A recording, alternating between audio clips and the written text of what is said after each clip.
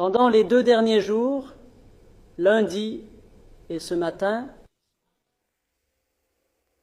j'ai parlé avec le président de l'Afrique du Sud qui m'a cherché pour me parler de cette question à cause de leur implication. Dans l'est du Congo,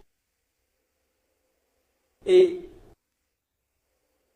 il est aussi là, prétendant jouer le rôle de pacificateur.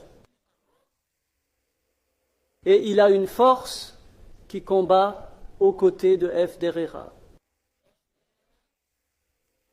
Et a combattu le M23 sur les instructions de Tshisekedi, parce que ce sont des personnes qui ne sont pas censées être en Congo. Cela vient du Rwanda, où le M23 ne sont pas rwandais. S'il vous plaît. Ce sont des Congolais, et à un moment, ils l'acceptent, puis à un autre moment, il dit non, en partie c'est oui, et puis l'autre partie vient du Rwanda. Et ce sont ils continuent de... Et comment nous, les dirigeants de nos propres pays, acceptons-nous que cela continue indéfiniment et acceptons simplement d'être manipulés par Tshisekedi ou quiconque le soutient.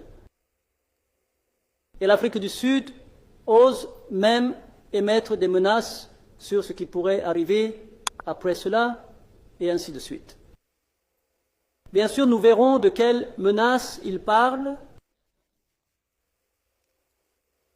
Peut-être qu'ils auraient dû faire exactement ce pourquoi ils ont émis.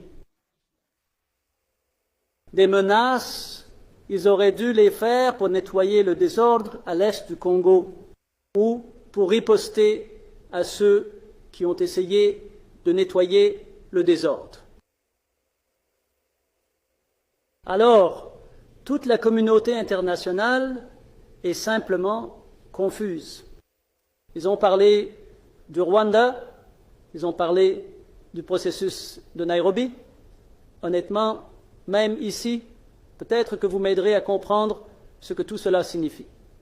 Les processus sont devenus une fin en soi. Et les personnes dirigeant ces processus sont devenus plus importants que les résultats des processus.